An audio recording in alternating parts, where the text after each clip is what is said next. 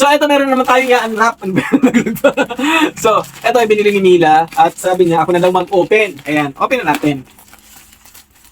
Open na natin. At eto na. So, kailangan pala ito ng gunting. Guntingin na natin. Ayan siya. Oh, luncheon meat. Luncheon meat siya. Oh, dalawa. Sabi niya, sabi ni Mila, murang-mura lang daw yung bili niya nito. 156. 156 kasama na yung shipping fee. Ayan. Mura na ba yun? Hindi ko alam kung mura na talaga. Pero, para sa mahirap, hindi to mura. Di ba? Para sa mga, sorry sa words. I mean, para sa mga talagang sobrang nagtitipid, hindi to mura. Kasi 156 siya. Pero, para sa mga talagang afford bumili ng mga ganito, nasa 300 daw to ganito eh. Nasa 300 pesos. So ito, 156 lang kasama na yung shipping fee. Oh, di ba? So, sabihin na natin, mura talaga siya. Di ba? Kasi,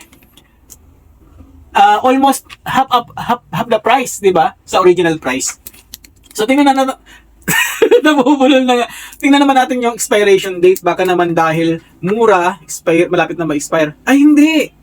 2027. Oh, saan ka? Oh, di ba? February 6, 2027 pa siya mag-expire. 24 pa lang tayo ngayon. So, ibig sabihin, bagong gawa lang to. Di ba? Oh, nakatipid ka ng kalahati halos. Di ba? Oh, luncheon meat. Okay. Oh. Nasa sa'yo kung i-check out mo yan. Basta sinasabi ko sa'yo, pag ito, makakamura ka. Mga mi, oh, eto na yung luncheon meat. Tingnan nyo naman, oh. Iluluto na natin siya dito sa kawali na walang dikit. O, eto, tingnan nyo. At wala kaming nilagay dyan na mantika. Sinubukan ko lang na magpaprito ng isa muna kung maluluto ba siya na walang mantika na nilalagay. O, kung mapapansin nyo kasi ang luncheon meat ay meron naman yan talagang sariling mantika dahil gawa talaga yan sa karning baboy, di ba? O, ayan. Kaya, syempre, matik yan. Meron na yang sarili niyang mantika. Kaya nang maluto siya talaga na hindi namin nilalagyan ng mantika. So nakatipid talaga siya at mapapansin nyo talaga wala talaga siyang dikit kahit luma na yung kawali namin at puro na nga gas-gas.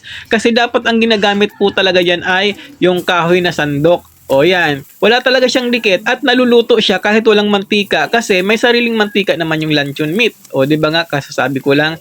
O yan, so tipid ka na di ba? Oh, eto na nga at luto na nga po siya mga mi. Naluto siya kahit hindi namin nilagyan ng mantika. So, eto na yung naluto. O, tingnan nyo naman, Hindi na gumamit yan ng mantika. Ito yung luncheon meat na binili. Ito. O. Ayan. Ito na yung yung luncheon meat. At yung kawali, ito, tingnan mo. Hindi na nga naglagay ng mantika. Okay, di ba? O. So, saan tayo mas tipid? Dito o yung nabibili sa palengke? Isipin mo, tipid ka sa mantika, wala pang dikit. Oh, di ba? Ikaw na yung mag-decide kung saan gusto. Okay?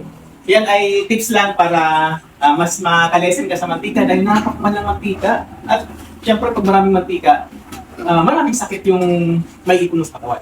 So pag ganito na nakatipid ka na, healthy ka pa. Oh, di ba? Oh, ikaw na bahala kung i-check out mo hindi. Basta, na-inform na kita. Okay? Thank you for watching.